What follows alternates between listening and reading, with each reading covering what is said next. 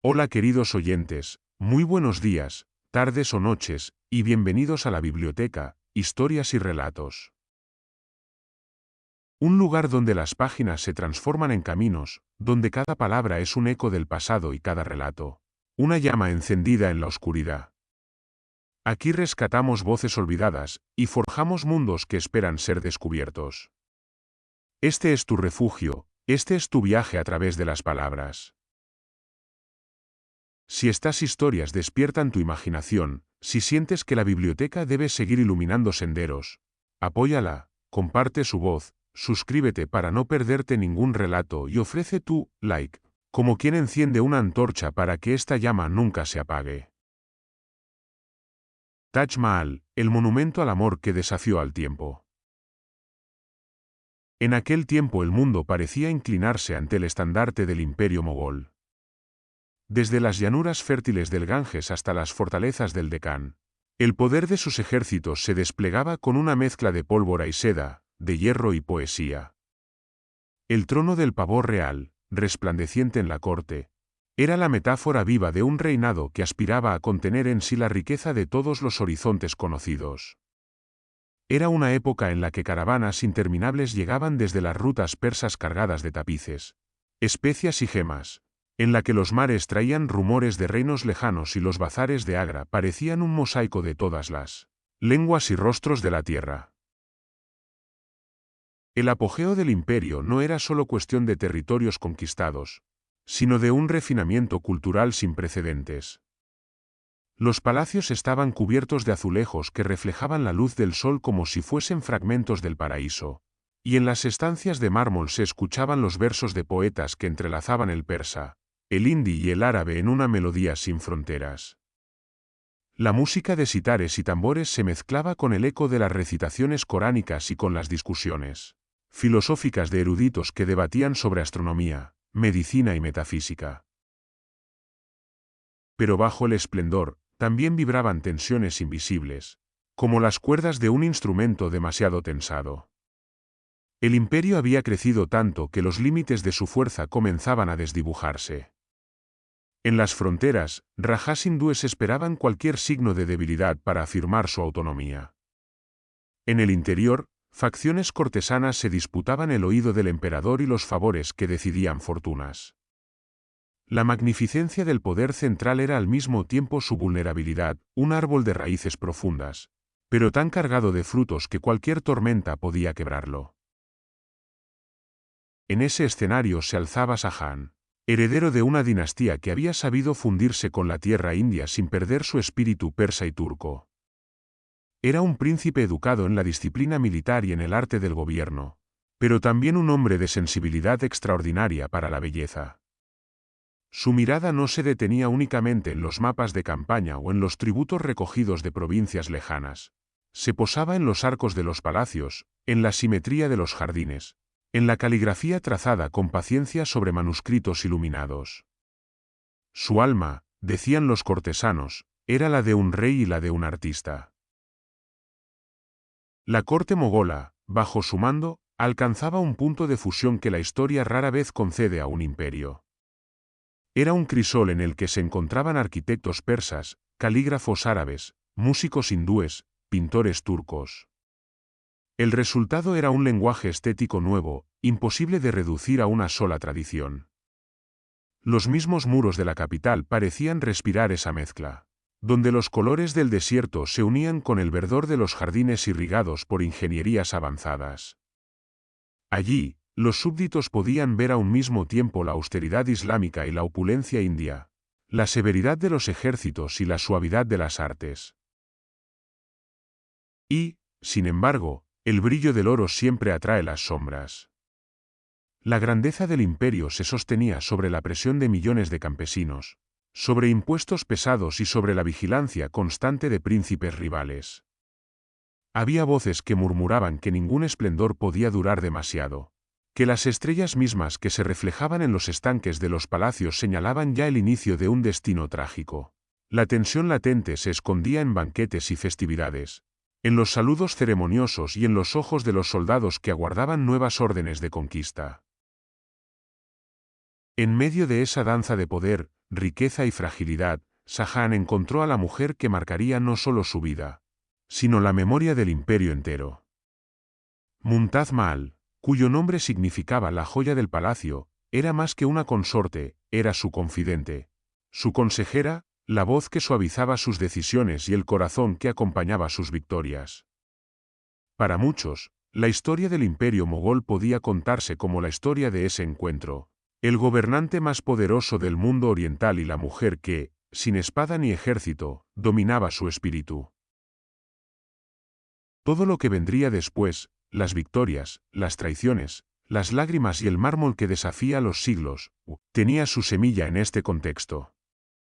Un imperio en auge, rico y vulnerable, un soberano de sensibilidad extraordinaria, y una unión de amor que, en medio de la vastedad de ejércitos y palacios, parecía el único elemento verdaderamente eterno. Shah no fue un príncipe cualquiera.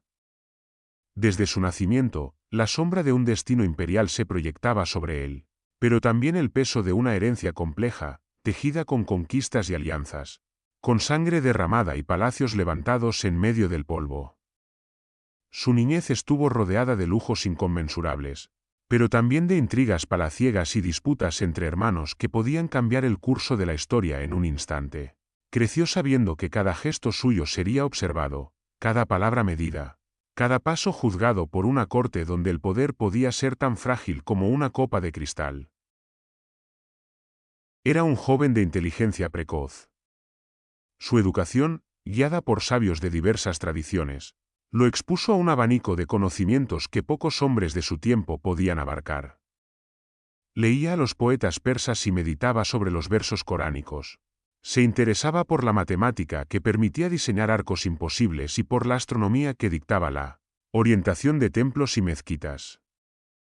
A diferencia de muchos príncipes, no se conformaba con escuchar, preguntaba, debatía, absorbía. La curiosidad era su sello, y con ella construía una mente que veía en cada problema una oportunidad para crear algo grandioso. En los campos de batalla, Shah demostró desde muy joven su temple de líder. No era solo el príncipe que daba órdenes desde un trono, cabalgaba junto a sus hombres, compartía el polvo y la fatiga, y entendía que la lealtad de un ejército no se compra solo con oro, sino con respeto. Sus campañas tempranas le enseñaron que la grandeza de un imperio no podía sostenerse únicamente en la fuerza de las armas, debía estar acompañada de la gloria cultural, de la magnificencia que proyectara el poder más allá del miedo. Ese espíritu guerrero coexistía con otro muy distinto, el del amante de las artes.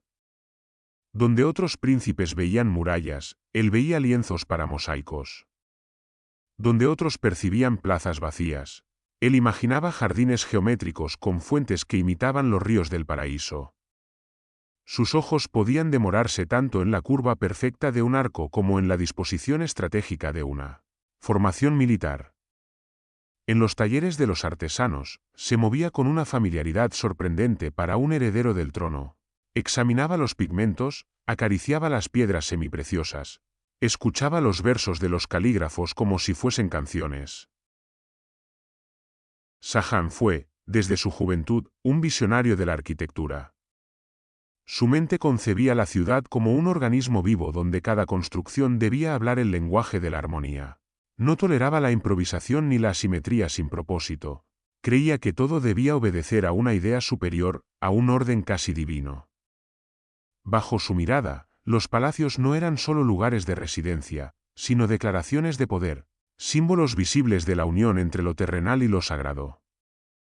El mármol, la piedra roja, la obsidiana, el jade y el lapislázuli no eran materiales inertes. Eran las notas de una sinfonía arquitectónica que debía perdurar más allá de cualquier reinado. La corte lo veía como un príncipe distinto, no solo preparado para gobernar sino para elevar el imperio a un nivel de esplendor nunca antes visto. En él se unían el guerrero que aseguraba fronteras, el estadista que comprendía la política de alianzas, el erudito que se interesaba por la ciencia, y el artista que soñaba con dejar huellas eternas. Esa conjunción rara de virtudes lo hacía temido por sus rivales y admirado por sus súbditos. Quienes lo conocían de cerca aseguraban que su fuerza no residía únicamente en su espada ni en su linaje, sino en la capacidad de ver lo invisible. Donde otros solo encontraban tierra baldía, él ya imaginaba un jardín. Donde otros contemplaban el paso inevitable del tiempo, él soñaba con levantar monumentos capaces de desafiarlo. Su destino parecía escrito: gobernar no solo un imperio, sino un legado estético que trascendiera generaciones. Y en el centro de ese destino, aunque él todavía no lo sabía, se encontraba un amor que marcaría cada una de sus decisiones futuras y que daría forma a la obra más sublime, jamás concebida por manos humanas. Mumtaz Mahal no era únicamente una consorte en el harén imperial, ni una sombra elegante entre las intrigas de la corte.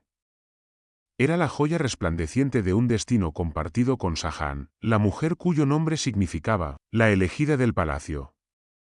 Desde el primer instante en que sus miradas se encontraron, nació entre ellos una complicidad que desbordaba los límites del protocolo, una fuerza que no dependía de títulos ni de coronas, sino de algo más profundo, la certeza de que el uno había encontrado en el otro su espejo y su complemento. En los corredores del palacio, donde los rumores se multiplicaban como ecos, se hablaba de ella con una mezcla de respeto y admiración. No era común que un emperador mogol se entregara con tanta exclusividad a una sola mujer, pues la tradición permitía decenas de esposas y concubinas. Sin embargo, Shahjahan, rodeado de lujos y posibilidades, solo tenía ojos para Mumtaz. Ella caminaba entre los muros de mármol no como una pieza más de la corte, sino como la dueña del corazón del soberano, y con ello había alcanzado un poder silencioso, más fuerte que cualquier ejército. Mumtaz no era únicamente belleza. Su hermosura era celebrada en canciones y poemas, comparada con el resplandor de la luna y la fragancia de las rosas nocturnas, pero lo que verdaderamente la distinguía era su inteligencia y su sensibilidad. Tenía la habilidad de escuchar con atención y responder con palabras que parecían equilibrar el fuego de las pasiones imperiales. Shahjahan la consultaba en asuntos de Estado, y su consejo era considerado con el mismo peso que el de sus ministros. Su voz suave tenía la capacidad de inclinar la balanza en decisiones trascendentales, no por imposición, sino por la claridad de su visión y la confianza que inspiraba. En los momentos de guerra, cuando el príncipe debía emprender campañas y dejar atrás los jardines de Agra, ella lo acompañaba. Se dice que no soportaba la idea de permanecer lejos de él, y así compartía el polvo de los caminos, la dureza de las marchas y la incertidumbre de los campamentos militares. Allí, bajo tiendas de campaña adornadas apenas con lo necesario, mantenía la dignidad de su rango y la ternura de su compañía. El ejército la veía como un presagio de buena fortuna, y los soldados susurraban que la presencia de Mumtaz era capaz de suavizar el destino mismo de las batallas. Para Shahjahan, Mumtaz era más que esposa, era refugio y faro. En un imperio vasto donde la desconfianza podía germinar en cada esquina, ella era la única certeza. Confiaba en ella no solo sus dudas políticas, sino también sus temores más íntimos, sus sueños más ambiciosos, sus anhelos de eternidad. A su lado, el príncipe guerrero se transformaba en un hombre vulnerable, capaz de llorar y reír sin la máscara del poder. Esa intimidad, tejida en noches de confidencias y en días de decisiones compartidas, convirtió su unión en una fuerza indivisible. El amor entre ambos no se agotaba en la intimidad de la pareja, se proyectaba hacia el pueblo como un ejemplo extraño y fascinante.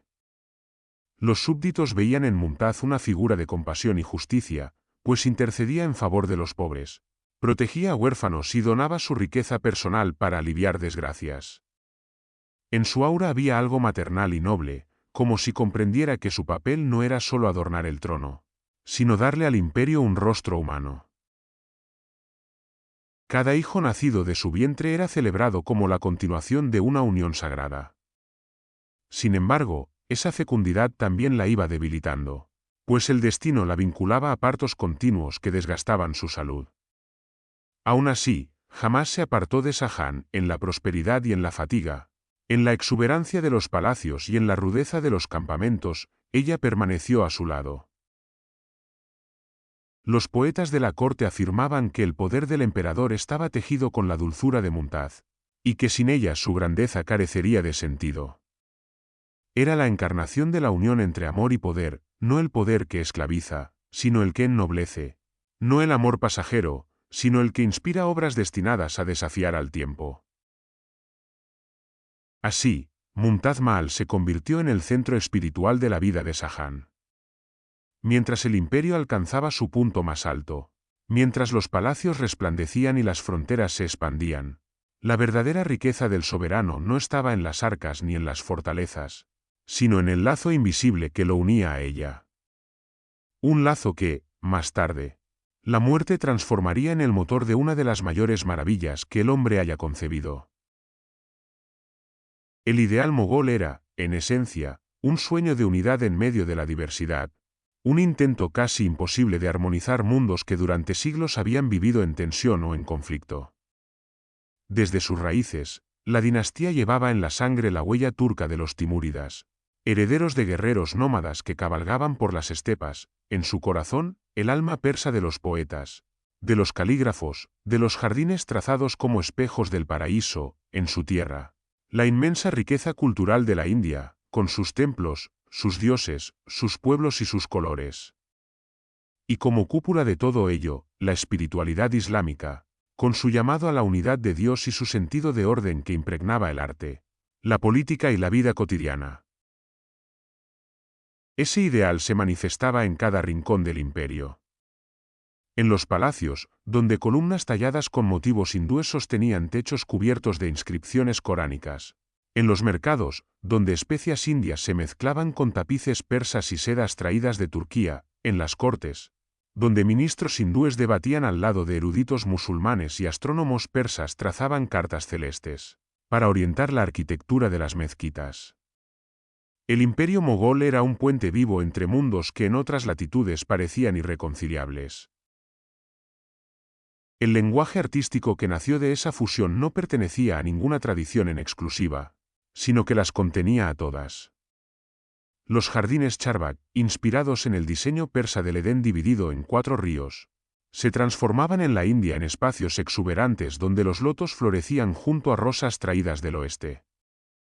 Las cúpulas turcas, redondas y majestuosas, se adaptaban a la sensibilidad india, elevándose como montañas de mármol que reflejaban la luz cambiante del sol. La caligrafía islámica, con sus curvas infinitas, se convertía en ornamento arquitectónico, dialogando con motivos florales y geométricos que evocaban la cosmovisión hindú. En este ideal, incluso la política se impregnaba de pluralidad. Los mogoles, aunque musulmanes, no gobernaban solo para los fieles del Islam. Sabían que la fuerza de su trono dependía de la integración de comunidades vastas y diversas, hindúes, sikhs, jainistas, cristianos que llegaban en misiones desde Europa.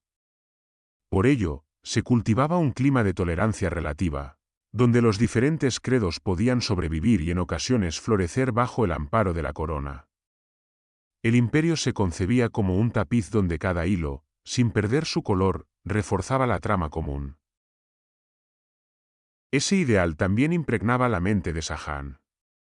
Para él, la arquitectura debía ser el espejo visible de esta unidad. No bastaba con levantar fortalezas para defender la frontera ni palacios para alojar la corte. Cada edificio debía convertirse en una declaración del sueño mogol, en un símbolo tangible de que la diversidad podía convivir bajo un mismo cielo. Cada arco, cada minarete, cada incrustación de jade o coral en el mármol tenía un sentido, un mensaje de armonía que trascendía a las generaciones.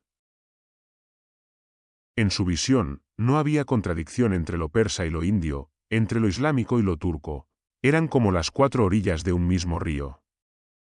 Y si ese río desembocaba en el océano de la eternidad, su cauce debía trazarse en mármol, en piedra, en jardines y en agua. Allí, en el cruce de todas esas corrientes culturales, nació el impulso que más tarde daría vida al monumento más célebre del mundo islámico en suelo indio. Una obra que, en su perfección simétrica y en su belleza inquebrantable, Parecía reunir los sueños de todas las tradiciones en un solo resplandor. El ideal mogol era, en definitiva, la afirmación de que el poder no solo se mide en batallas ganadas o territorios conquistados, sino en la capacidad de construir un lenguaje común en el que la fe, la poesía, la ciencia y el arte se abrazan sin anularse. Era un intento de reconciliar la eternidad con la fragilidad humana, y en esa búsqueda se cimentaba tanto la grandeza como la fragilidad de su legado.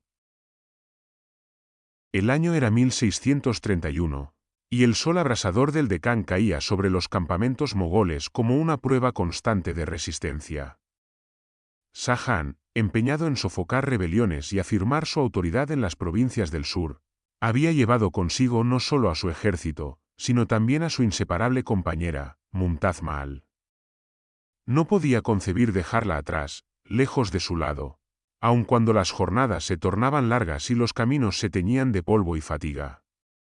Ella había estado junto a él en victorias y derrotas, en marchas interminables y en noches de incertidumbre, compartiendo no solo la gloria de un trono, sino también las asperezas de la vida militar. Sin embargo, en medio de aquel escenario de tiendas, lanzas y estandartes ondeando al viento, el destino preparaba la herida más cruel. Mumtaz estaba nuevamente encinta, y no era la primera vez que el parto se interponía entre la vida y la muerte. 13 hijos había dado ya a Shah Jahan, y su cuerpo, aunque noble y resplandeciente, estaba desgastado por los rigores de esa fecundidad incesante. La corte conocía los riesgos, los médicos advertían con prudencia, pero nada podía apartarla del deber y del amor que la mantenían junto a su esposo. Las tiendas del campamento se transformaron en improvisados aposentos para recibir al nuevo hijo del imperio. Afuera, los soldados seguían con atención los rumores que corrían como ráfagas de viento. La emperatriz estaba en dolores de parto, y todos sabían que de aquella tienda no solo saldría la vida de un niño, sino también la confirmación de la unión que inspiraba al propio Shah Jahan. Dentro, las mujeres del séquito, parteras experimentadas y médicos llamados con urgencia, trataban de conjurar lo inevitable. El aire se llenó de rezos, de súplicas silenciosas y de un temor que no se atrevía a pronunciarse en voz alta.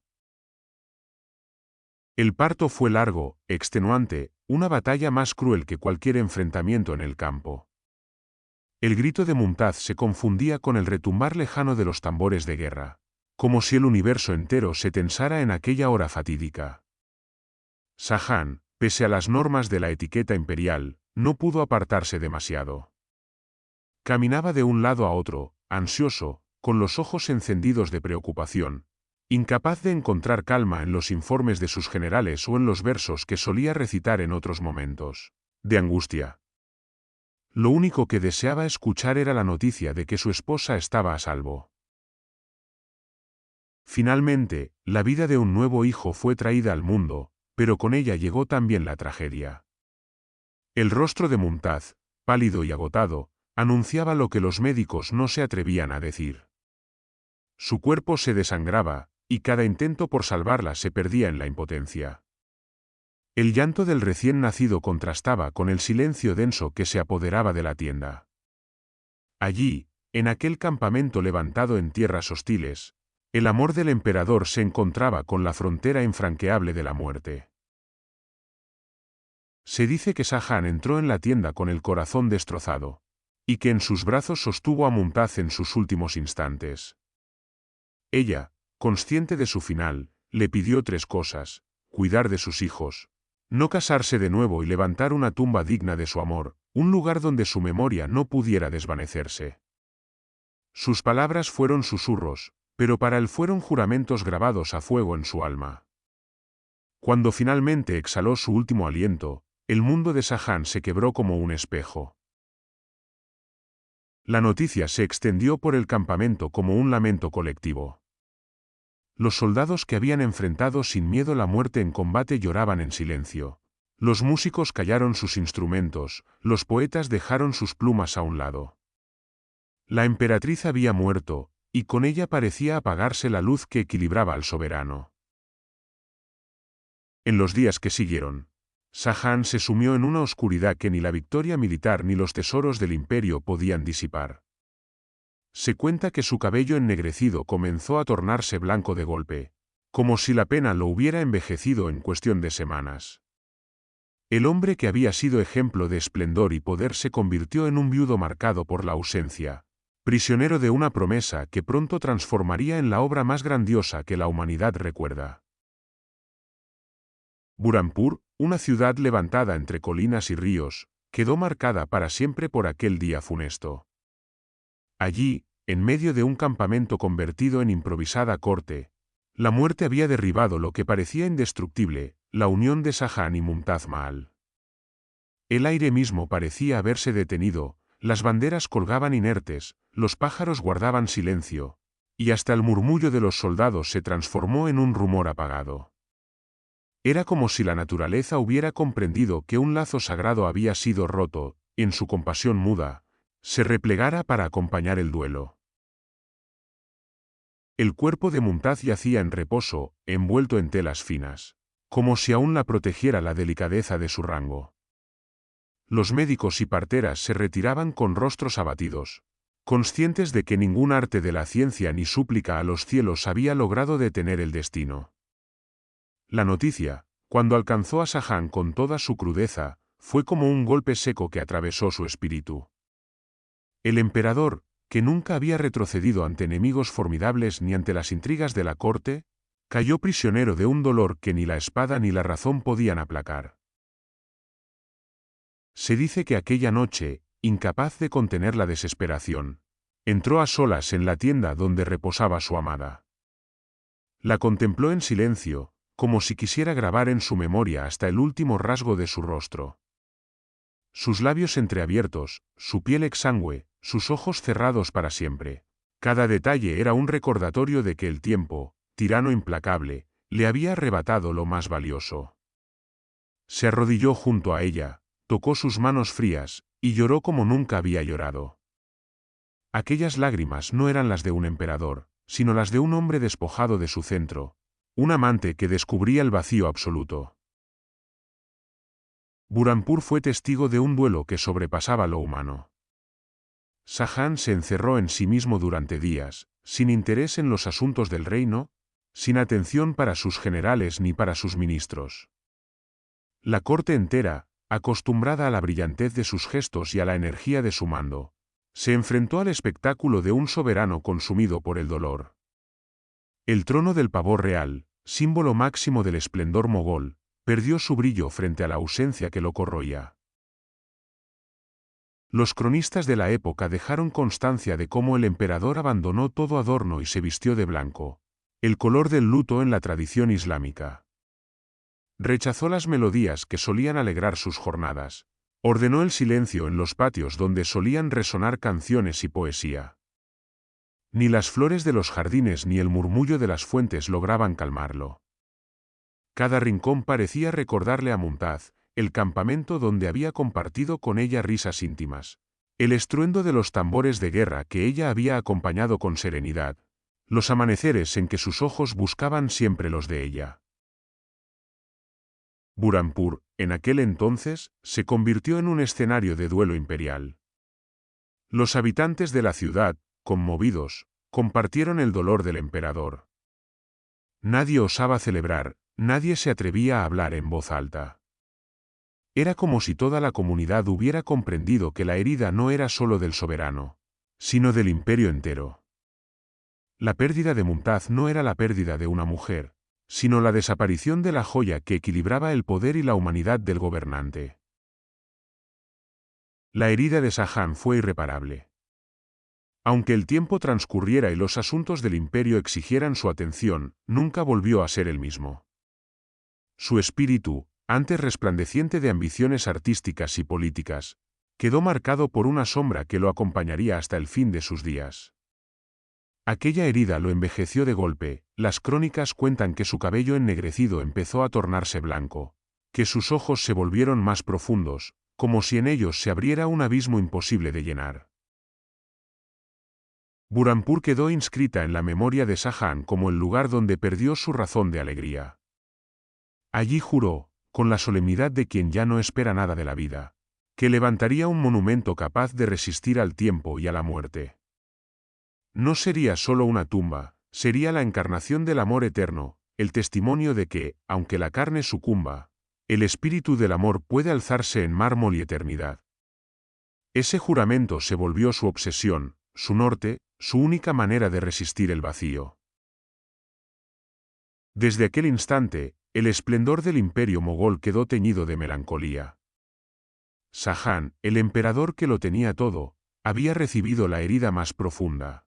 La certeza de que ni el poder más vasto puede proteger a quien se ama de las manos inexorables de la muerte. El campamento de Burhanpur se transformó en un reino de sombras.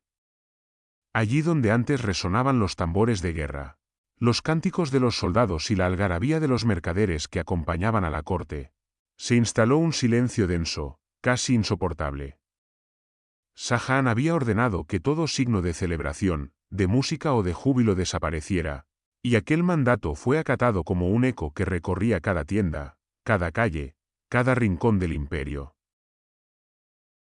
Los músicos, que solían llenar las noches con ragas delicados y melodías infinitas, guardaron sus instrumentos. Los sitares quedaron mudos, las flautas se apagaron. Los tambores descansaron en un rincón como si fueran reliquias de una época que había quedado atrás. Los poetas, cuya voz solía elevar el espíritu de los príncipes con versos de amor y sabiduría, rompieron sus cañas de escritura o dejaron sus manuscritos a medio acabar, incapaces de poner en palabras un dolor que trascendía cualquier metáfora. En la corte, todos vistieron de blanco. El color del duelo islámico se extendió como una marea sobre ministros, eunucos, damas de compañía y generales. No había joyas, no había brocados, los turbantes, antes engalanados con plumas y piedras, se redujeron a sencillas telas que parecían compartir el despojo del emperador. Los jardines, que solían rebosar de fiestas y banquetes, se marchitaban sin risas, y hasta los animales del palacio parecían sentir el peso del luto. Los elefantes permanecían inmóviles, los halcones sin vuelos, los caballos sin desfiles. Shah, en su retiro, se sumió en una oscuridad que sorprendió a propios y extraños. Se apartó del gobierno durante semanas, rehusando audiencias, dejando sin respuesta los informes de guerra y las súplicas de los ministros. El trono imperial, que tantas veces lo había mostrado como un soberano majestuoso, permaneció vacío. En su lugar, el emperador se encerraba en sus aposentos, sumido en un duelo que ni los rezos ni las promesas de los imanes lograban mitigar. Se cuenta que a veces caminaba sin rumbo, otras que pasaba horas contemplando el retrato de Mumtaz, y en ocasiones, simplemente lloraba, sin consuelo posible. Los cronistas narran que el pueblo, al enterarse de la tragedia, imitó el gesto del emperador. En ciudades lejanas como Delhi y Lahore, los mercados redujeron su bullicio, las bodas se pospusieron, y muchos súbditos, sin conocer personalmente a la emperatriz, vistieron también de blanco en señal de respeto. Era como si la muerte de Mumtaz hubiera traspasado el corazón de la familia imperial y se hubiera derramado sobre la nación entera. La figura de ella, que había sido conocida por su bondad y generosidad, se convirtió en un símbolo de pérdida colectiva. El silencio impuesto no era únicamente un gesto de luto, era también la manifestación de una promesa. Shah no quería que nada distrajera su mente del vacío que había dejado su amada. La ausencia de música, la austeridad de la corte, el mutismo de los poetas, todo servía para mantener vivo ese dolor, para no olvidar ni un instante que una parte de él había muerto junto a Mumtaz. Se dice que en esas jornadas de retiro, el emperador soñaba despierto.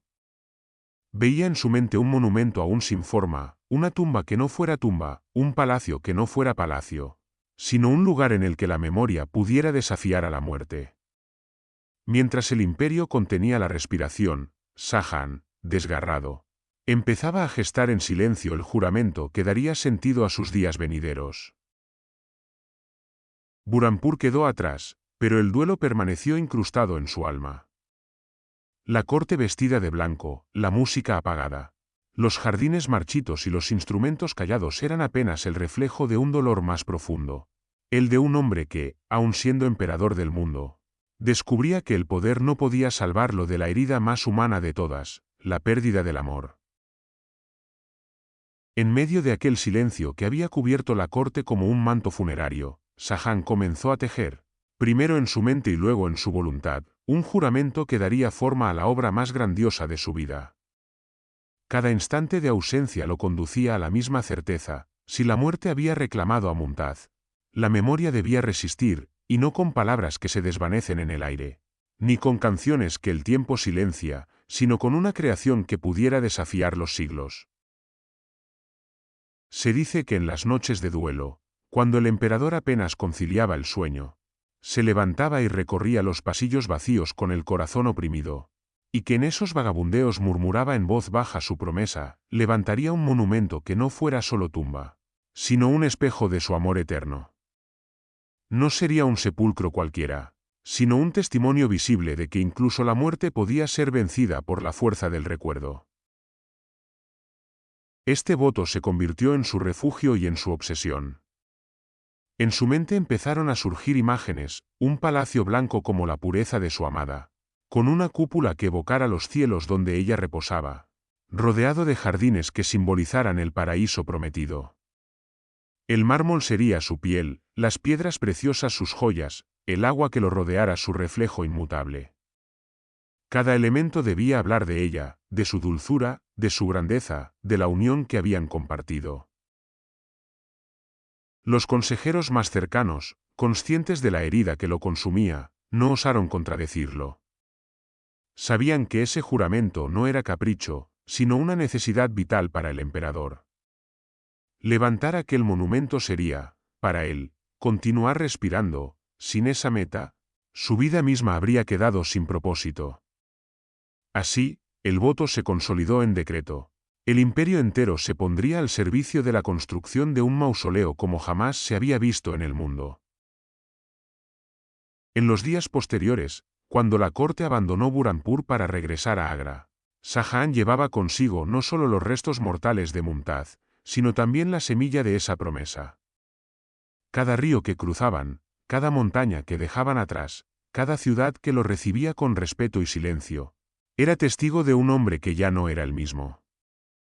El emperador había perdido a su compañera, pero había ganado un propósito que trascendía la propia política, un destino que lo ligaba a la eternidad. El voto de Shah no era un gesto pasajero ni un arrebato de dolor, sino un mandato interior. Construiría un monumento eterno al amor y a la pérdida, un mensaje para las generaciones futuras, un recordatorio de que incluso en la cima del poder, el ser humano es vulnerable al desgarro, pero también capaz de convertir el dolor en belleza inmortal. El cortejo que llevó a Mumtaz de Burhanpur a Agra fue más que un traslado fúnebre, fue una procesión sagrada. Durante semanas, el cuerpo de la emperatriz viajó en un ataúd de oro cubierto con telas blancas y perfumado con esencias. A cada paso del camino, aldeanos y nobles se inclinaban, ofreciendo flores, incienso, plegarias. El lamento no era solo el de un viudo, sino el de un imperio entero que sentía que la joya más preciosa se alejaba de su vista para convertirse en memoria. Cuando finalmente llegaron al Yamuna, Shah ordenó que los restos descansaran de forma provisional en un mausoleo sencillo, construido en la ribera, mientras él maduraba la visión de lo que debía alzarse como tributo eterno. Ese lugar, a orillas del río, fue escogido no por azar. El Yamuna, con su curso constante, sería el espejo de un amor que el tiempo no podría apagar. Apenas cumplido este primer paso, el emperador reunió a los más sabios del imperio. Desde Samarcanda llegaron matemáticos que dominaban la geometría como si descifraran el lenguaje de Dios. Desde Persia, arquitectos que habían heredado la tradición de cúpulas y jardines eternos. Desde Anatolia, ingenieros expertos en levantar estructuras que parecían desmentir la gravedad. Desde la India, artesanos que dominaban la talla de la piedra y el trazado de simetrías. Aquella asamblea fue como un concilio de genios. Un cruce de civilizaciones convocadas por la voluntad de un solo hombre que se negaba a aceptar que el amor terminara con la muerte. Shahán, con el rostro aún marcado por el duelo, expuso su visión. No deseaba una tumba ordinaria, ni un monumento que se confundiera con fortalezas o palacios. Su ambición iba más allá, quería un mausoleo que representara el trono de Dios en la tierra. Un lugar donde la belleza humana rozara la perfección divina. Les habló de un santuario que no solo albergara los restos de Mumtaz, sino que elevara al visitante hacia una experiencia trascendente, donde el mármol se convirtiera en plegaria y la simetría en símbolo de eternidad. Los sabios escucharon en silencio, comprendiendo que no estaban ante un encargo cualquiera, sino ante una empresa destinada a marcar la historia. Astrónomos calcularon posiciones de estrellas para orientar los ejes del mausoleo con precisión cósmica. Matemáticos dibujaron diagramas en la arena, trazando proporciones que evocaban la armonía universal. Arquitectos persas discutieron con maestros indios cómo combinar la delicadeza islámica de la caligrafía con la exuberancia floral de la tradición local. Cada idea era un intento de traducir en piedra la grandeza del amor imperial. Así nació el plano maestro, un conjunto donde todo debía ser equilibrio. En el centro, una cúpula blanca, perfecta, alzándose como el cielo mismo, alrededor, 4 minaretes que custodiaban la tumba como guardianes eternos, delante, un jardín dividido en 4 partes. Evocación terrenal del Edén prometido en las escrituras, a los lados, mezquitas y casas de huéspedes, reflejando el deber de hospitalidad y de fe. Nada podía quedar al azar, cada piedra debía tener un propósito, cada proporción debía obedecer a una lógica sagrada. El proyecto era tan colosal que algunos lo consideraron imposible. Pero Shahán, aún envuelto en su luto, les recordó que aquello no era un capricho, sino un destino. Si los cielos me han arrebatado a Mumtaz, dijo, yo levantaré un cielo nuevo para ella en la tierra. Con esa convicción, dio inicio a la empresa más grandiosa que el mundo había de contemplar, el nacimiento del Taj Mahal. Agra, capital imperial, hervía de vida y de símbolos. Sus fortalezas de arenisca roja, sus bazares bulliciosos y sus jardines geométricos eran testimonio del poder mogol. Sin embargo, Shahán no buscaba un simple espacio donde erigir un sepulcro, sino un lugar en el que el amor y lo eterno pudieran dialogar con la tierra y el cielo. La elección del emplazamiento era, para él, tan importante como el monumento mismo. Debía ser un territorio bendecido por la naturaleza y consagrado por la espiritualidad. Los sabios, arquitectos y astrónomos que lo rodeaban estudiaron diversas posibilidades. Algunos sugerían las cercanías de Delhi, otros hablaban de Lahore, incluso se mencionó Burhanpur, donde Mumtaz había muerto. Pero ninguna de esas ciudades lograba encerrar el significado que Shahán buscaba. Era en Agra, la capital que había heredado y que encarnaba tanto la gloria de sus antecesores como la suya propia, donde debía alzarse el testimonio de su amor. El Yamuna, río sagrado que corría con constancia majestuosa, se convirtió en el eje de esa decisión. Sus aguas, reflejando el sol y las estrellas, parecían prolongar hacia el infinito lo que se levantara en su ribera. Los astrónomos calcularon el curso de su caudal, los ingenieros evaluaron el terreno, los sabios interpretaron augurios. El sitio elegido no solo permitía la estabilidad necesaria para sostener toneladas de mármol, sino que también ofrecía un espejo natural en el que el monumento podría duplicar su imagen, como si se contemplara a sí mismo desde la eternidad. Shahán recorrió personalmente los alrededores. Se detuvo en la ribera, observó el fluir del agua. Cerró los ojos y pareció escuchar lo que la naturaleza tenía para decirle.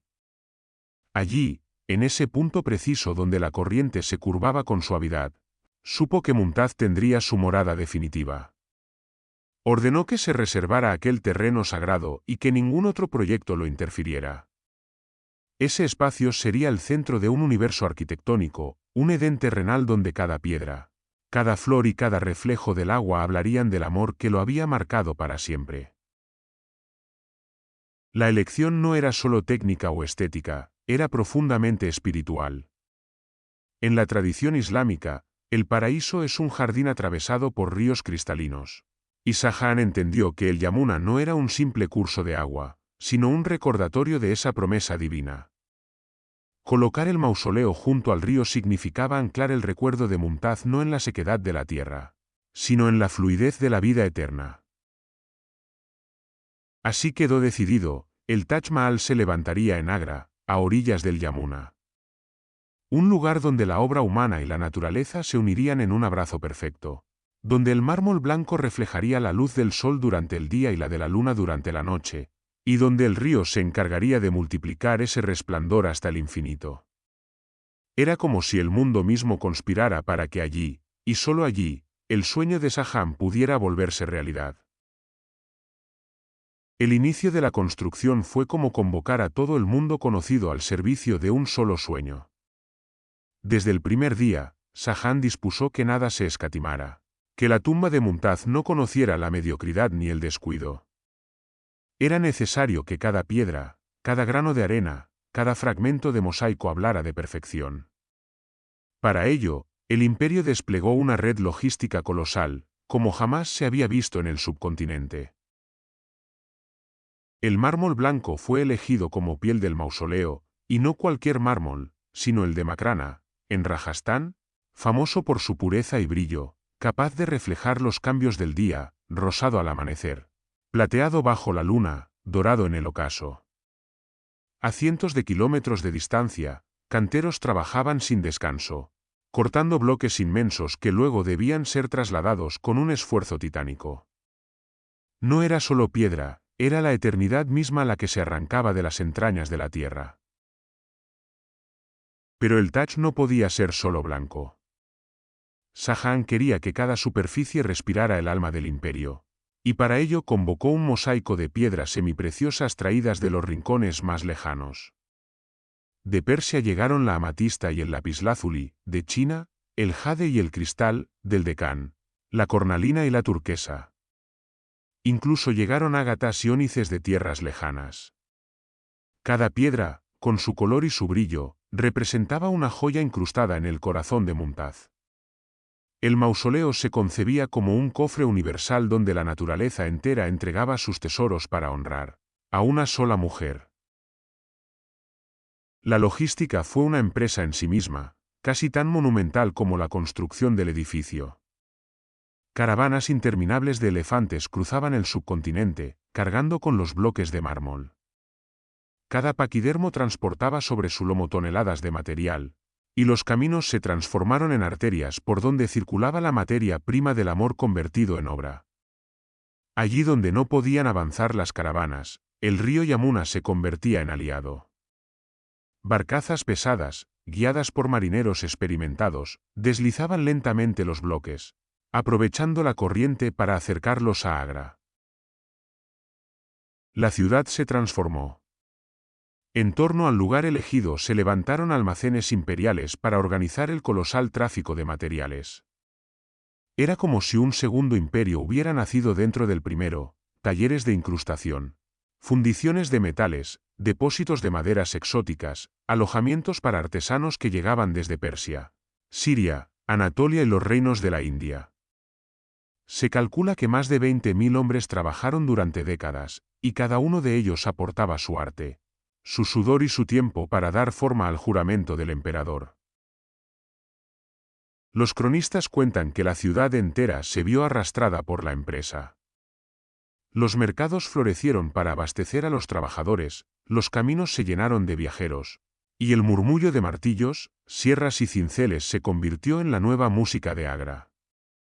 La construcción del Taj Mahal no fue solo la historia de un emperador y su amor, fue la epopeya de un pueblo entero, movilizado para levantar un sueño imposible. Y mientras los materiales llegaban y se organizaban, el plano maestro empezaba a tomar forma sobre el terreno. El mármol esperaba su turno para ser tallado, las piedras preciosas aguardaban para ser incrustadas, y el río Yamuna, sereno, reflejaba los primeros andamios como si quisiera anticipar la gloria que pronto tendría que duplicar en sus aguas. La grandeza del Taj Mahal no puede comprenderse sin recordar a los hombres y mujeres que dejaron en él la huella de su arte y de su vida. Shahjahan no quiso un mausoleo levantado por manos anónimas, sino un canto coral donde cada oficio alcanzara su máxima expresión. Por eso convocó a maestros de todo el mundo conocido, convirtiendo la ribera del Yamuna en un crisol de lenguas, acentos y tradiciones. De Persia llegaron los calígrafos, guardianes del arte más sagrado, la palabra de Dios trazada en piedra. Sus manos, firmes como si fueran prolongación de la pluma divina, grabaron versos del Corán en franjas negras de mármol sobre el blanco resplandeciente.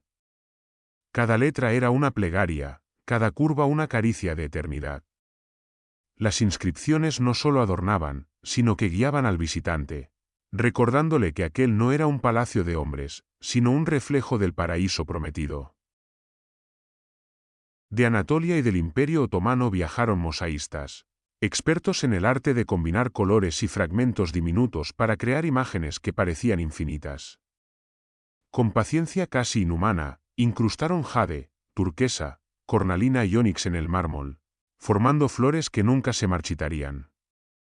Aquellos mosaicos eran jardines petrificados, brotes de vida detenidos en piedra, símbolos de que el amor de Shahjahan y Mumtaz no conocía caducidad. Los talladores indios, herederos de una tradición milenaria, aportaron la minuciosidad de sus manos para esculpir cada arabesco, cada relieve, cada detalle que aún hoy sorprende por su delicadeza. En sus cinceles, el mármol se transformaba en encaje, en filigrana, en cortinas de piedra que desafiaban la lógica del peso. Sus ojos estaban entrenados para descubrir en cada bloque de roca el motivo oculto que aguardaba a ser liberado, y lo hacían con una devoción que convertía el trabajo en rito. Los ingenieros islámicos, venidos de Samarcanda, Bagdad y otras ciudades, llevaron consigo los secretos de la geometría y de la física. Ellos diseñaron la cúpula doble que aún se levanta como un milagro de equilibrio, los minaretes ligeramente inclinados hacia afuera para resistir un posible terremoto, los sistemas de cimentación que sostienen toneladas de mármol sobre la arena del Yamuna. En sus cálculos había no solo ciencia, sino también fe. Creían que levantar el Taj era levantar un puente entre la tierra y el cielo. En torno a esos maestros trabajaban miles de obreros. Hombres que cargaban piedras bajo el sol implacable, mujeres que transportaban agua y arcilla para los andamios, niños que corrían entre talleres llevando herramientas, ancianos que pulían piezas pequeñas durante horas interminables. 20.000 almas entregaron 2 décadas de su vida a aquel sueño imperial. Para muchos, fue un sacrificio, para otros, un orgullo inmenso. Sabían que sus manos estaban tallando la eternidad. La obra avanzaba como una sinfonía. El ruido de los martillos contra el mármol se mezclaba con los cánticos de los obreros. El polvo blanco cubría las pieles, los turbantes y las barbas, hasta que todo parecía impregnado de la esencia misma del monumento. Cada día, el sol iluminaba un poco más del sueño de Shahjahan, primero los cimientos, luego los muros que se alzaban, más tarde la cúpula que parecía querer tocar el firmamento. Los cronistas cuentan que en aquellos años Agra no dormía. Noche y día se trabajaba con antorchas, con lámparas de aceite, con la urgencia de quienes sabían que no estaban construyendo para una generación, sino para todas. Y mientras los obreros levantaban los muros, Shahjahan paseaba entre ellos, observando, corrigiendo, imaginando, como si el monumento ya estuviera completo en su mente y solo esperara nacer en piedra. El Taj Mahal fue, así, la suma de todas esas manos. De los sabios que lo planearon, de los artesanos que lo embellecieron, de los obreros que entregaron su fuerza y, en muchos casos, su vida. En cada piedra, en cada relieve, en cada verso incrustado, palpita todavía el eco de aquellos 20.000 trabajadores que, durante más de 20 años, convirtieron el duelo de un hombre en el legado eterno de la humanidad. El Taj Mahal no solo fue un prodigio de belleza, sino también una hazaña de ingeniería que sorprendió a sus contemporáneos y que todavía hoy maravilla a los arquitectos del mundo. Shahjahan había exigido que nada quedara al azar, que cada detalle respondiera a la visión de perfección que llevaba en su alma. Para lograrlo, los ingenieros recurrieron a técnicas que en su tiempo parecían casi milagrosas, como si el mausoleo hubiera sido diseñado no por manos humanas, sino por geometrías dictadas desde el cielo. El primer reto fue levantar una estructura tan colosal sobre la arena blanda de la ribera del Yamuna. Para cimentar el edificio, los ingenieros idearon un sistema de pozos rellenos con piedra y mortero, sobre los que se colocaron vigas de madera impermeabilizadas con cal y plomo. Este sistema distribuyó el peso colosal del mármol de manera uniforme, evitando que el monumento se hundiera o se inclinara. Fue un trabajo invisible, enterrado bajo tierra, pero esencial. Sin aquella base, el Taj jamás habría resistido el paso de los siglos. Luego vino la cuestión de los andamios. Para elevar toneladas de mármol blanco hasta alturas imposibles, se construyó un andamiaje gigantesco hecho de ladrillo, que rodeaba todo el mausoleo como una montaña artificial. La obra parecía tan colosal que los habitantes de Agra creyeron que se tardarían décadas solo en desmontarlo. Pero Shah Jahan, obsesionado con la eficiencia, ordenó un sistema revolucionario. Los ladrillos se desmontarían uno a uno y serían entregados como recompensa al pueblo. De este modo, la propia gente de la ciudad desmanteló el andamio en pocos días, llevándose consigo fragmentos que habían formado parte de la obra sagrada. La simetría fue otro de los grandes milagros. El Taj Mahal fue concebido en planta cuadrada, siguiendo principios cósmicos donde cada eje refleja el equilibrio del universo. No hay un solo detalle fuera de lugar, lo que se encuentra a la izquierda, se encuentra a la derecha, lo que aparece delante, aparece detrás. Las mezquitas y casas de huéspedes flanquean el mausoleo en perfecta correspondencia, y los jardines están divididos en 4 partes iguales por canales que representan los ríos del paraíso. Cada elemento, desde los minaretes hasta los arcos, obedece a una matemática exacta, como si el edificio entero fuera una manifestación de la armonía divina. La cúpula, sin embargo, fue la obra maestra de los ingenieros. Elevada a 40 metros de altura, parece flotar sobre el mausoleo como una luna de mármol. Pero su secreto es aún más fascinante. En realidad, es una cúpula doble. La interior, más baja y discreta, sostiene el espacio de la tumba con proporciones íntimas. La exterior, majestuosa y ligera, se eleva hacia el cielo como un desafío al tiempo. Entre ambas, un espacio oculto permite distribuir el peso y mantener la ilusión de ingravidez. Fue una solución tan audaz que aún hoy los arquitectos modernos se maravillan de su ingenio. Incluso los minaretes, que parecen meros adornos, obedecen a un cálculo visionario. Están ligeramente inclinados hacia afuera, de modo que, si un terremoto los derrumbara, caerían lejos del mausoleo, protegiéndolo. Este detalle, casi invisible a simple vista, demuestra la obsesión mogola por preservar la perfección a toda costa. Así, piedra a piedra, cálculo a cálculo, el Taj Mahal se fue levantando como una obra donde la ciencia y el arte se fundieron sin fisuras. No era solo un mausoleo, era la materialización de un ideal, el triunfo de la inteligencia humana puesta al servicio del amor. Y cada técnica revolucionaria, cada innovación escondida bajo la belleza visible, garantizaba que el monumento no fuera efímero, sino eterno. El mármol blanco de Makrana, extraído de las entrañas del Rajastán, no fue escogido únicamente por su resistencia o por su rareza. Shah Jahan lo eligió porque, en su resplandor inmaculado, encontraba el reflejo de aquello que había perdido y que deseaba preservar más allá de la muerte. La pureza de Mumtaz, su alma sin mancha, su recuerdo inmutable. En aquel mármol se condensaba no solo la belleza tangible, sino también la metáfora de la eternidad. Cuando el sol nacía sobre el Yamuna, el Taj Mahal se teñía de tonos rosados, como si la aurora misma acariciara a la emperatriz dormida. En el mediodía, bajo la luz inclemente, el mausoleo brillaba con un resplandor cegador, símbolo de la vida plena y ardiente. Y en las noches de luna llena, el mármol se volvía plateado, casi translúcido, como si el edificio entero flotara en el aire. Esa cualidad de cambiar sin perder su esencia hacía del Taj un espejo del ciclo de la existencia, nacer, vivir, morir y, aún así, permanecer. El blanco no era un color cualquiera. En la tradición islámica, es el color del luto, pero también el de la pureza y la unión con lo divino. En él convergían el duelo de Shahjahán y la esperanza de que la tumba de Mumtaz fuera también un portal hacia la eternidad. El emperador sabía que ningún otro material podría encarnar esa dualidad. El mármol blanco era, a un tiempo, sudario y resurrección, lágrima y promesa. Los artesanos que lo trabajaban comprendían este simbolismo. Cada bloque era tratado como si se tratara de un cuerpo sagrado, y al tallarlo lo hacían con una delicadeza casi devocional.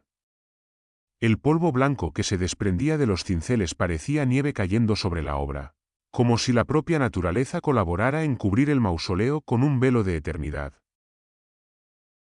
El mármol, además, era el lienzo perfecto para las incrustaciones de piedras preciosas.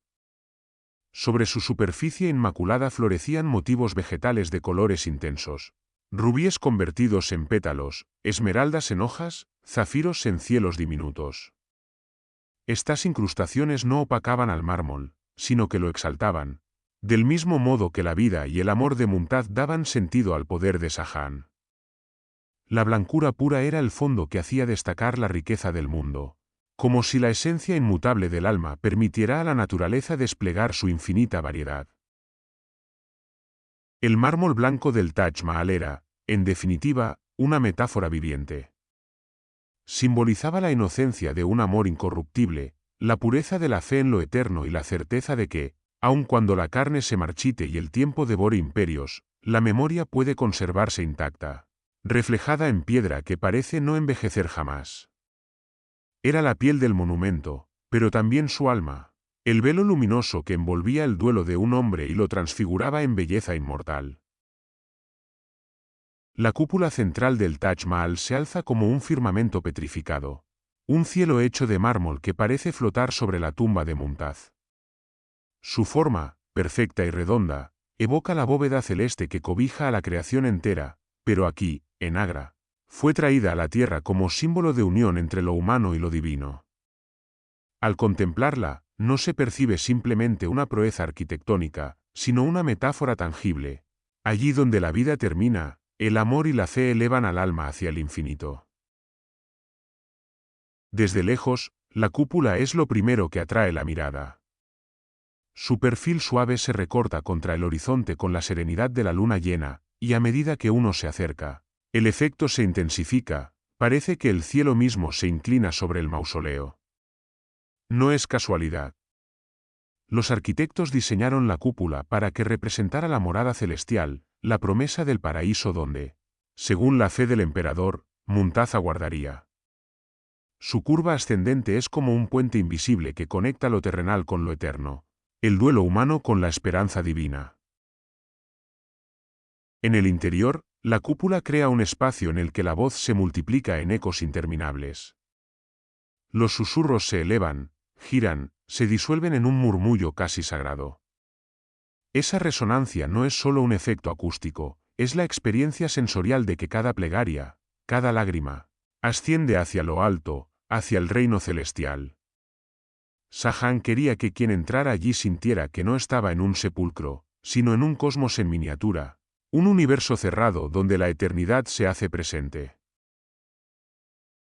La decisión de construir una cúpula doble potenció este simbolismo. La interior, más íntima, protege la tumba con proporciones acogedoras, como un seno materno que guarda en secreto lo más preciado.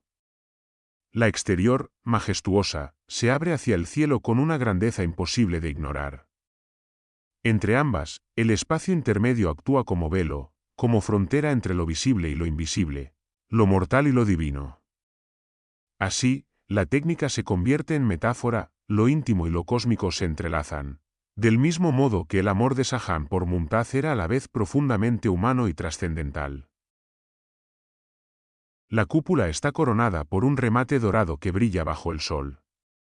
Ese resplandor es como la chispa divina que corona el cielo, la luz de Dios presidiendo la unión de la tierra y el firmamento. Desde cualquier ángulo, la vista se dirige inevitablemente hacia arriba, como si el edificio invitara a la mirada humana a levantar los ojos más allá de sí misma, a recordar que todo dolor se sublima en lo eterno.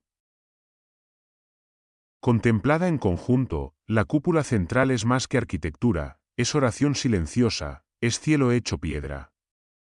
Representa la victoria de la esperanza sobre la desesperación, la unión de lo efímero y lo eterno. La certeza de que la tumba de una mujer amada podía transformarse en la bóveda del universo entero.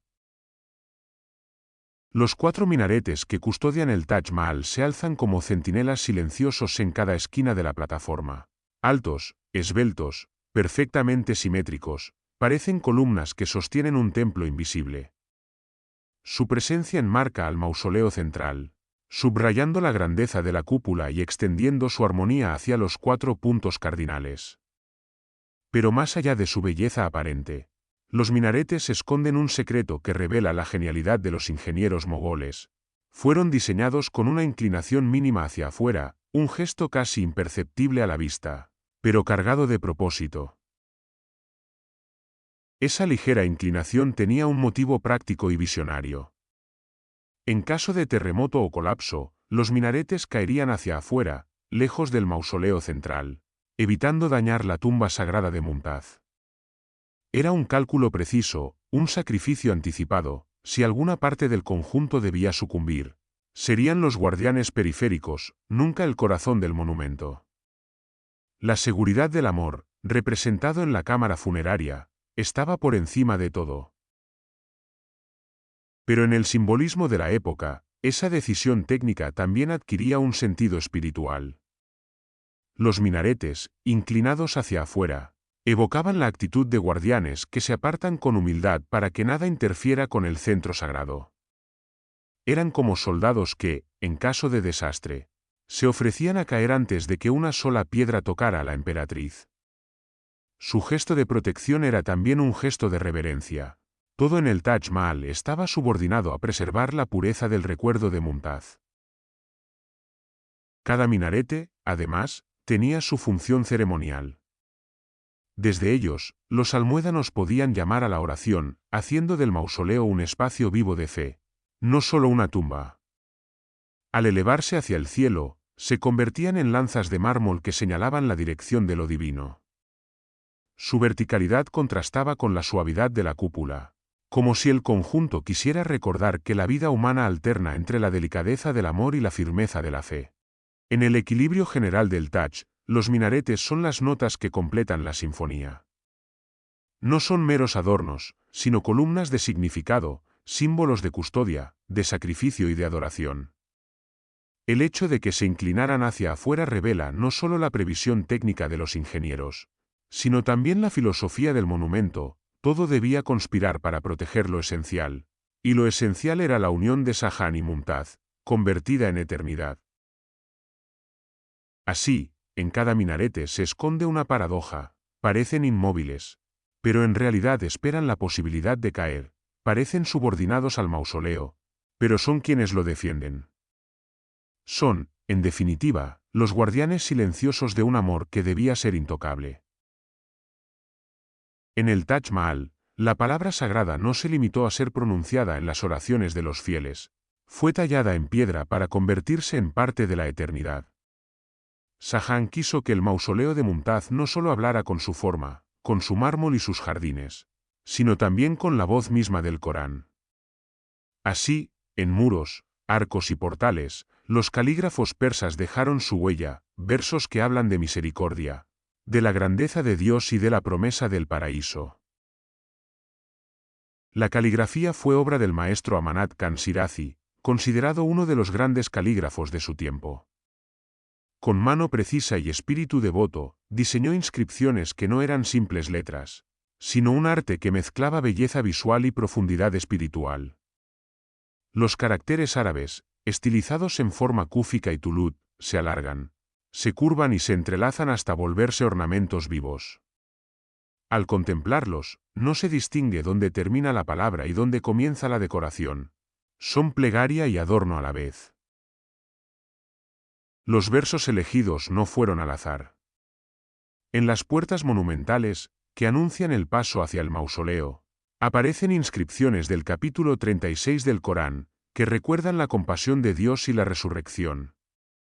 En los muros interiores, otros versículos hablan de la promesa de los jardines celestiales, del descanso eterno y del encuentro con el Creador. Era el mensaje que Shahjahan quería grabar sobre la tumba de Mumtaz, que ella, arrebatada de sus brazos en la tierra, encontraría en el más allá la morada eterna de paz y misericordia. El diseño mismo de las inscripciones es un prodigio de ingenio. Los calígrafos jugaron con la perspectiva, agrandando gradualmente las letras a medida que ascendían hacia lo alto de las puertas, de modo que, desde el suelo, todas parecieran del mismo tamaño. Así, el mensaje divino se presentaba sin deformación, claro y perfecto, como si no estuviera sujeto a las leyes humanas de la distancia. Era una forma de decir que la palabra de Dios trasciende la óptica de los hombres. Los visitantes que atravesaban los portales eran recibidos por esa guía espiritual. No entraban en un palacio ni en un simple mausoleo, ingresaban en un espacio sagrado, un fragmento del paraíso prometido, custodiado por la voz del Corán. Cada palabra grabada en mármol era una invitación al recogimiento, un recordatorio de que el amor humano encuentra su plenitud en la misericordia divina. De este modo, la caligrafía convirtió al Taj Mahal en un libro abierto de piedra. No era solo arquitectura, era escritura hecha visible, oración esculpida en muros que desafían al tiempo. Y en cada letra, en cada verso, se repetía la certeza que sostenía a Shahjahan, que Mumtaz no había desaparecido, sino que descansaba en la misericordia de Dios, en un paraíso eterno al que también él aspiraba a unirse algún día. Al pie del mausoleo, extendiéndose como un tapiz vivo, los jardines Charbagh ofrecen la clave final para comprender el espíritu del Taj Mahal. No fueron concebidos como un simple ornamento, ni como alivio estético para los ojos cansados de contemplar mármol y piedra. Fueron diseñados como representación terrenal del Edén, el jardín prometido en las Escrituras, aquel donde fluyen 4 ríos cristalinos y donde los fieles hallan reposo eterno bajo la misericordia de Dios. El trazado es geométrico, exacto, una cuadrícula perfecta que divide el espacio en 4 grandes secciones. Cada una está partida a su vez por senderos y canales, formando un diseño simétrico que refleja la armonía divina. El centro de todo, el punto donde los ejes se cruzan, simboliza el lugar de la unión sagrada. Allí, según la tradición islámica, se encuentra el corazón del paraíso. Este esquema no era nuevo, venía de los jardines persas, pero en el Taj Mahal alcanzó su culminación, convirtiéndose en la metáfora más tangible del Edén en la tierra. Los canales de agua, traídos directamente del Yamuna, fluyen con serenidad por los ejes principales. El murmullo del agua es constante, suave, como una plegaria interminable.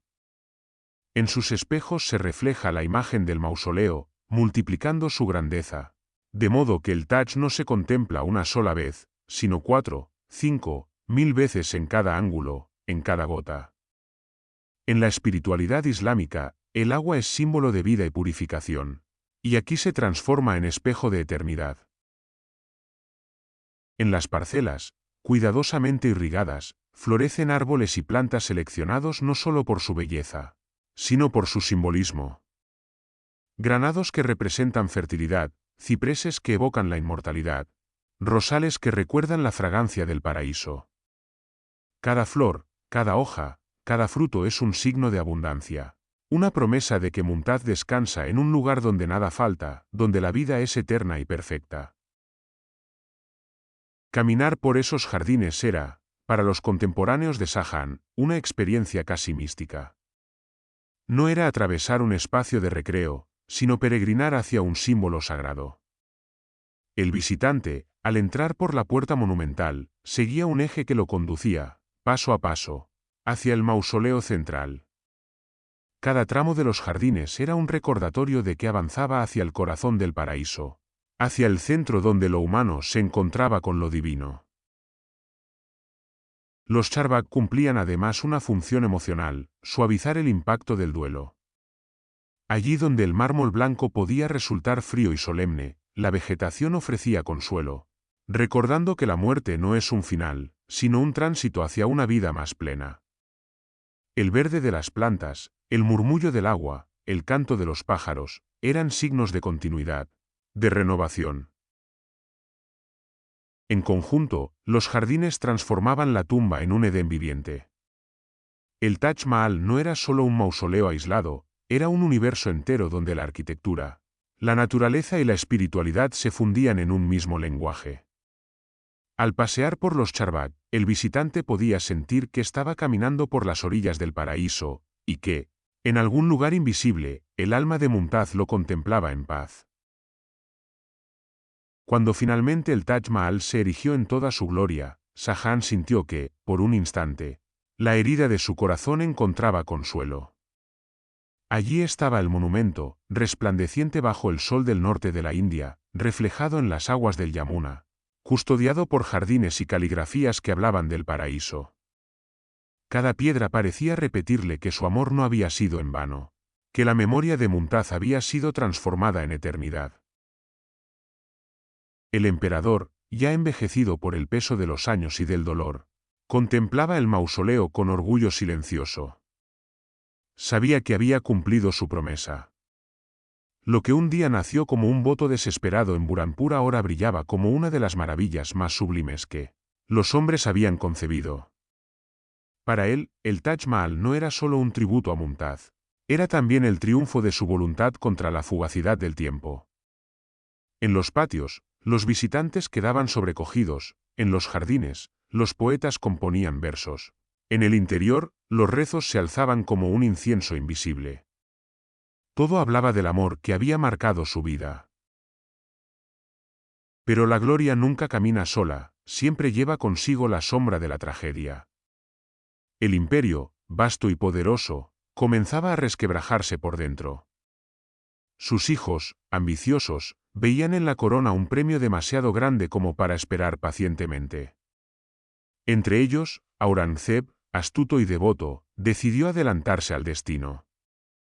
Inició una rebelión contra su propio padre, justificando sus actos en nombre de la religión y la rectitud, pero en realidad impulsado por una ambición implacable. El golpe fue brutal. Shahjahan, que había reinado con firmeza, fue traicionado por su propia sangre.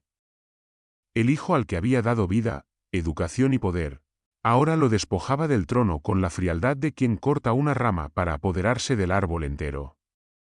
El emperador, que había comandado ejércitos y levantado monumentos imposibles, se encontró reducido a prisionero en sus últimos años.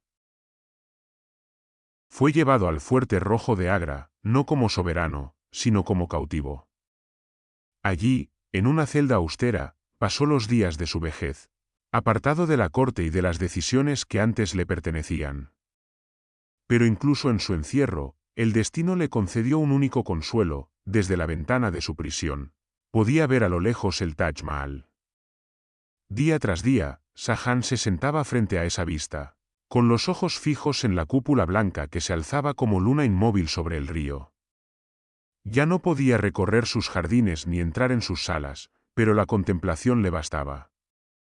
Era como si Mumtaz lo llamara desde aquella silueta, recordándole que su amor seguía allí, intocable, más allá de la traición y del poder perdido.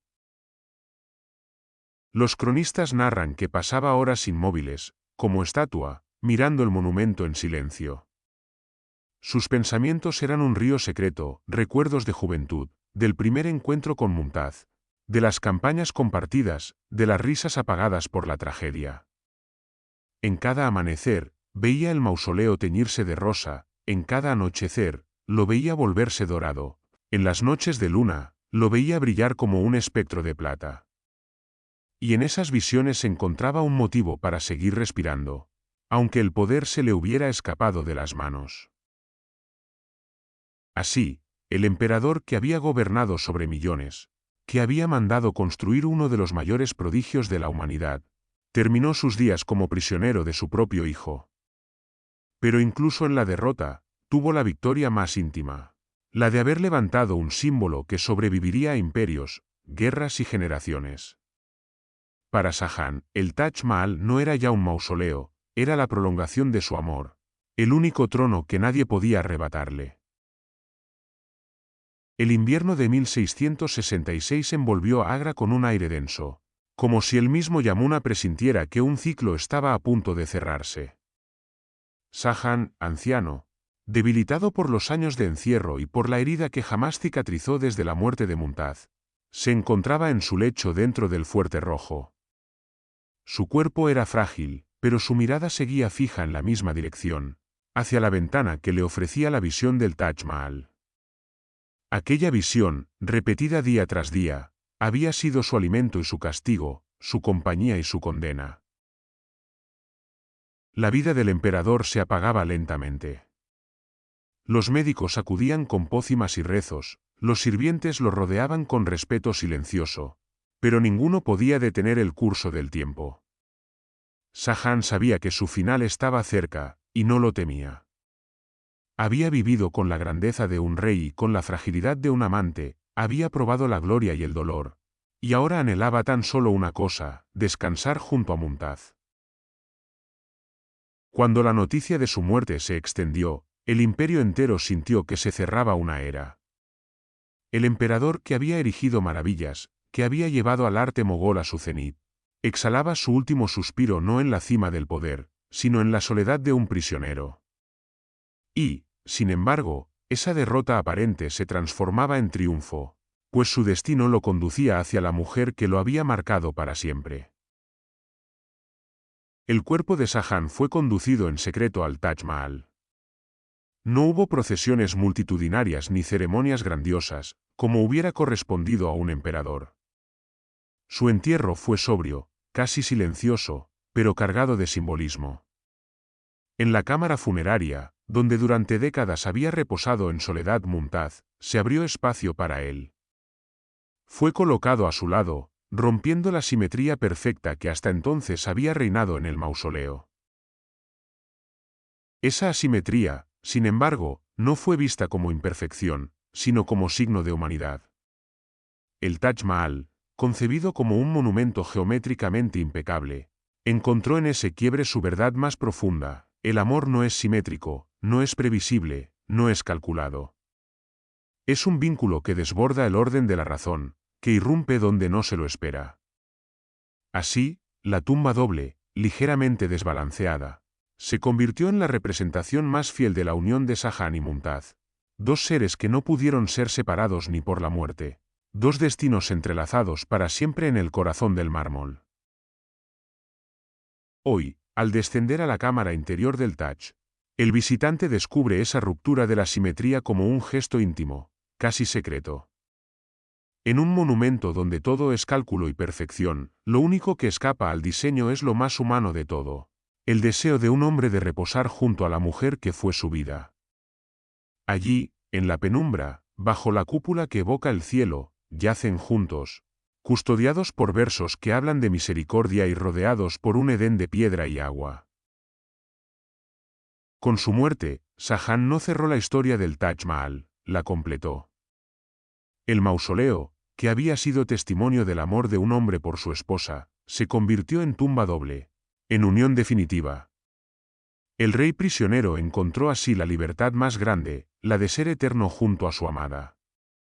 Y la asimetría, lejos de ser una imperfección, se volvió la firma del destino, la grieta por donde se cuela lo humano en lo divino.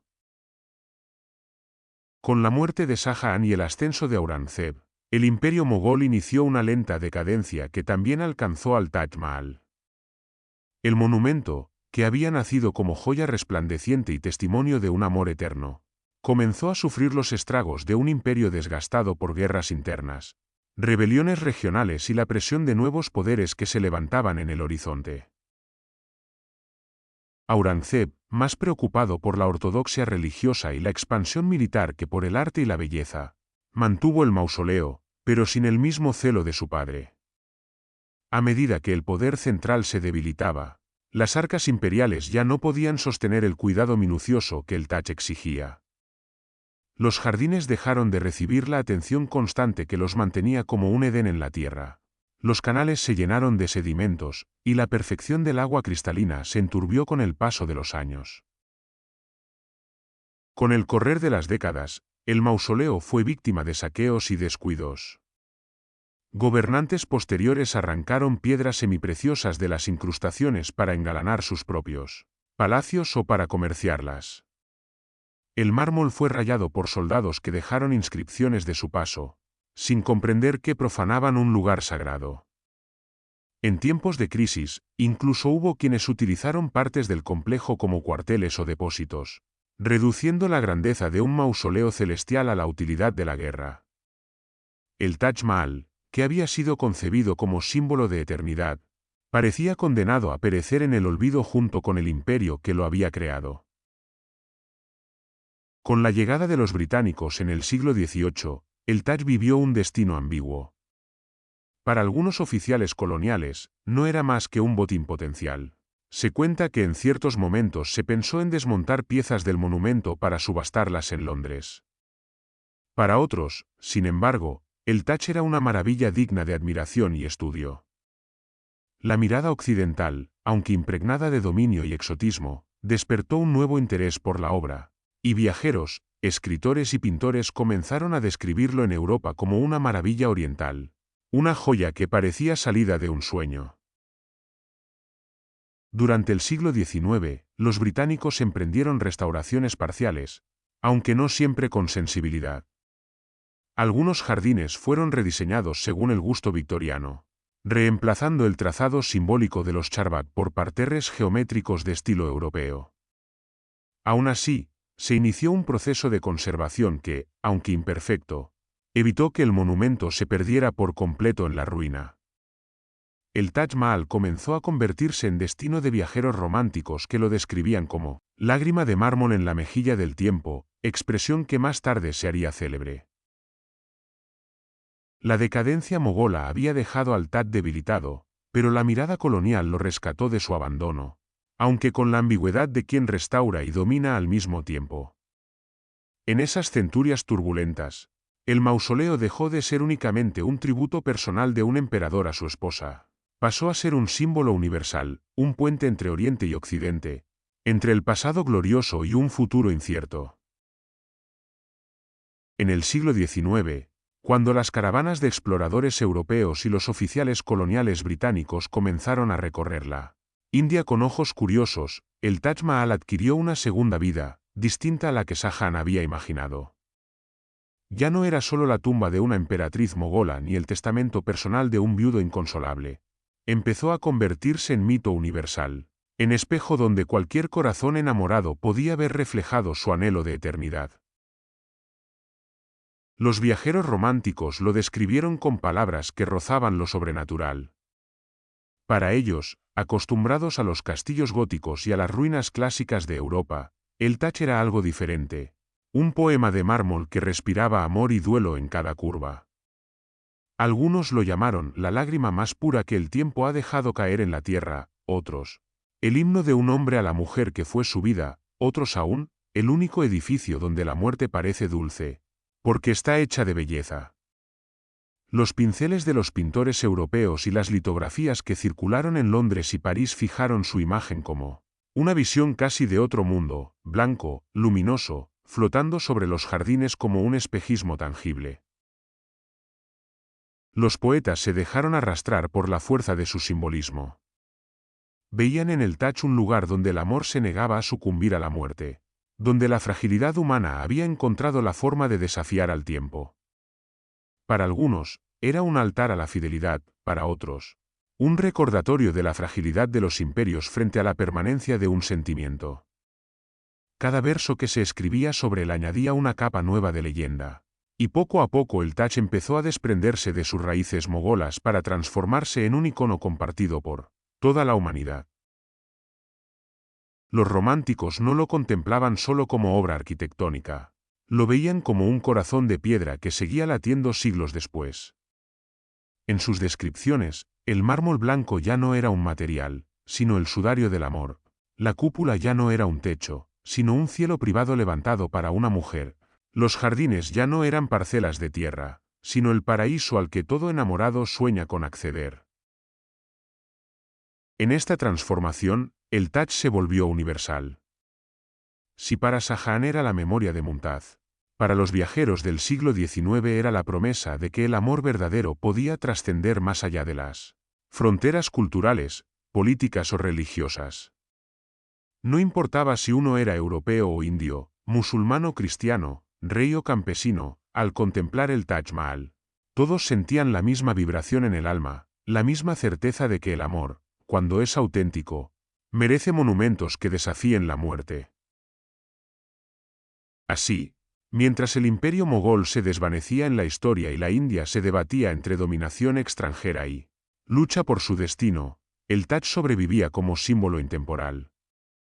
Ya no pertenecía a una dinastía ni a una nación, sino a todos los que alguna vez amaron.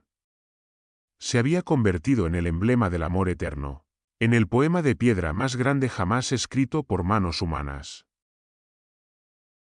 En el siglo XX, tras siglos de guerras, saqueos y redescubrimientos románticos, el Taj Mahal entró en una nueva etapa de su historia, la de convertirse en patrimonio no de un imperio ni de un continente, sino de toda la humanidad.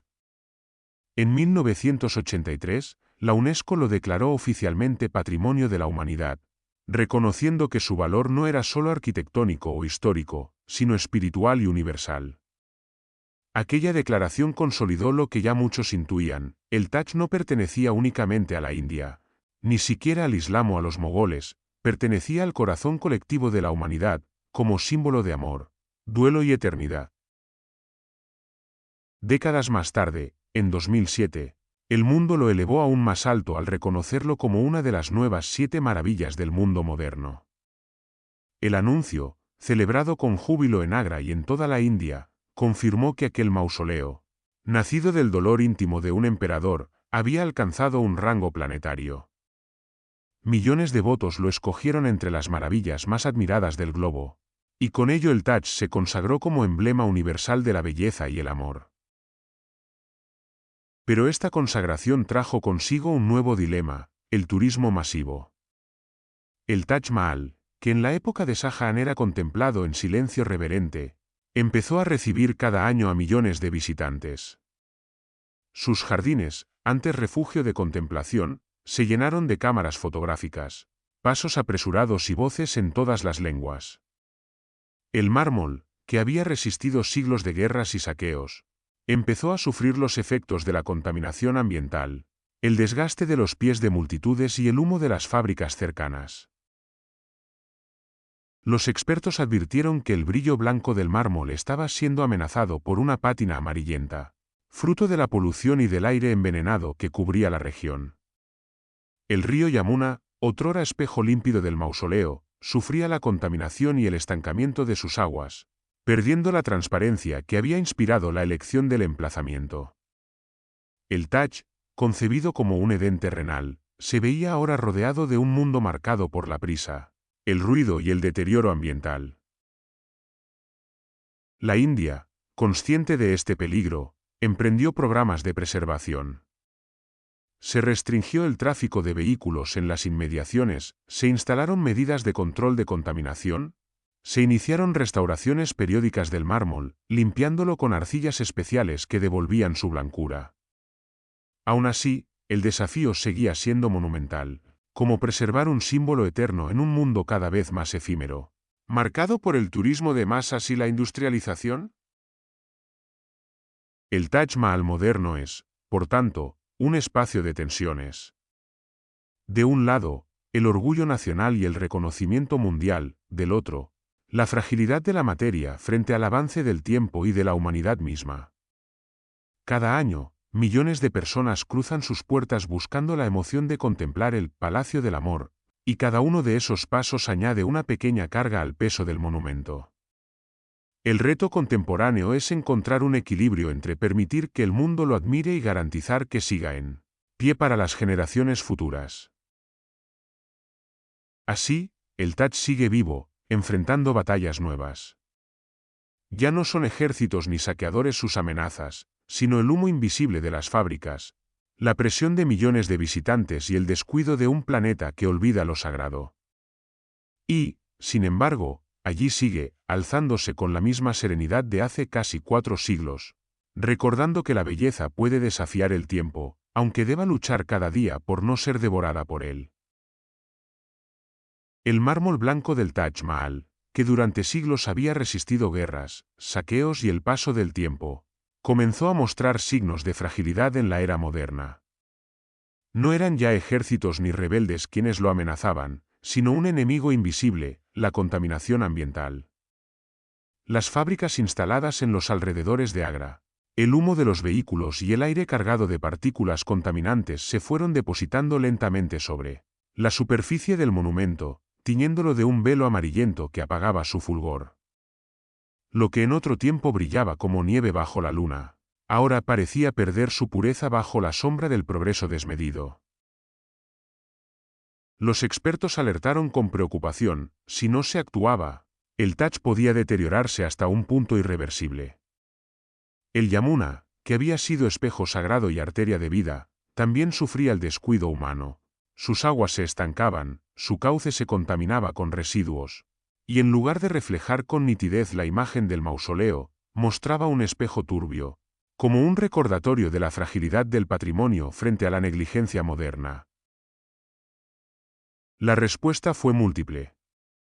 El gobierno indio y organizaciones internacionales emprendieron campañas de preservación. Se creó una zona de protección en torno al monumento donde se prohibió la circulación de vehículos contaminantes. Las fábricas cercanas fueron cerradas o trasladadas, y el mármol fue sometido a limpiezas periódicas con un tratamiento especial a base de arcilla, que absorbía las impurezas y devolvía al monumento su blancura original. Era como aplicar un ungüento curativo sobre una piel herida. Aún así, el desafío persiste. Cada año, millones de turistas cruzan los jardines y las salas del Taj Mahal. Sus pasos, su aliento, su sola presencia generan un desgaste físico que se suma al peso de la contaminación. El monumento, concebido como eterno, se ve cada día obligado a defenderse de la fugacidad de un mundo que corre demasiado deprisa. Y, sin embargo, en medio de estas luchas, el Taj se ha convertido en espejo de la India moderna. Allí confluyen las tensiones y las esperanzas del país, la tradición que se niega a desaparecer, el turismo masivo que aporta riqueza pero también amenaza, el orgullo nacional de un pueblo que ve en el mausoleo no solo un legado mogol, sino un emblema de la identidad india. El Taj es a la vez herencia islámica y símbolo hindustani, monumento fúnebre y atractivo turístico, ruina amenazada y maravilla eterna. Para la India, el Taj Mahal representa la paradoja de su tiempo. Un país que busca crecer y modernizarse sin perder sus raíces, que abre sus puertas al mundo mientras lucha por proteger lo que ese mismo mundo puede destruir. Cada amanecer sobre la cúpula blanca es una promesa de continuidad, cada atardecer que tiñe el mármol de dorado es un recordatorio de la fragilidad de lo bello. Así, el Taj sigue en pie, enfrentando a un nuevo tipo de enemigo, no la espada ni el fuego, sino el humo y el descuido. Y, al mismo tiempo, sigue siendo fuente de orgullo y de inspiración, espejo en el que India se contempla a sí misma, como nación antigua y joven, herida y resiliente, cargada de problemas y, sin embargo, capaz de erigir maravillas que hablan al corazón de toda la humanidad. En torno al Taj Mahal, como ocurre con toda maravilla que trasciende el tiempo, se fue tejiendo un velo de mitos y leyendas que amplificaron su misterio. La historia conocida, la de un emperador que levantó un mausoleo para su amada, parecía insuficiente para explicar tanta perfección. Y así el pueblo y los viajeros añadieron relatos apócrifos que, aunque nunca confirmados, contribuyeron a la magia del monumento. Uno de los más célebres fue el del Taj Negro. Se decía que Shahjahán, insatisfecho con levantar una sola obra, había planeado erigir un mausoleo gemelo en la orilla opuesta del Yamuna, idéntico al Taj Mahal pero construido en mármol negro. Ambos, unidos por un puente de plata, habrían simbolizado la dualidad del amor y la muerte, la luz y la sombra, el día y la noche. Según la leyenda, el Taj blanco sería el lugar de descanso de Mumtaz, y el Taj negro el del propio emperador, de modo que el río los separara y uniera al mismo tiempo. Excavaciones posteriores encontraron restos de cimientos oscuros en aquella ribera, lo que alimentó aún más el mito, aunque la mayoría de los historiadores lo atribuyen a los restos de un jardín inacabado. Aún así, la historia perdura, como si el amor de Shahjahán necesitara siempre un reflejo oscuro para realzar la luz. Otra leyenda, más sombría, hablaba del destino de los artesanos que habían trabajado en el monumento. El rumor afirmaba que, una vez terminada la obra, Shahjahán ordenó cortar las manos de los mejores maestros para que jamás pudieran repetir semejante maravilla en otro lugar. Era la imagen del emperador celoso de su creación, dispuesto a sacrificar a los mismos hombres que habían dado forma a su promesa. Sin embargo, no existen pruebas de que tal atrocidad ocurriera, más bien parece un mito nacido del asombro, de la incredulidad de que unas manos humanas pudieran haber producido tanta perfección. El rumor, al circular de boca en boca, añadía al Taj un aura de sacrificio sangriento, como si su belleza hubiera sido comprada al precio de la mutilación. El Taj Mahal también fue objeto de comparaciones inevitables con las grandes obras de otras civilizaciones. Algunos lo pusieron a la altura de las pirámides de Egipto, aquellas montañas de piedra levantadas para custodiar la eternidad de los faraones. Otros lo emparentaron con Petra, la ciudad nabatea tallada en la roca roja, que como el Taj parecía desafiar la frontera entre lo humano y lo divino. Incluso se le comparó con las catedrales góticas de Europa, donde la fe había impulsado a hombres a levantar agujas que rozaban el cielo.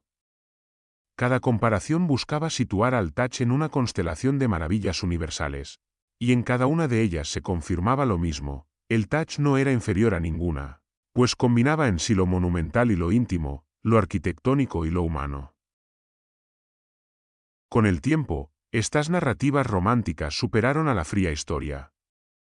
Lo que importaba ya no era solo la cronología de su construcción, ni las técnicas utilizadas, ni los nombres de los artesanos, sino el relato que despertaba en cada corazón. El Taj se convirtió en el escenario donde el amor eterno parecía posible, donde la muerte era vencida por la belleza.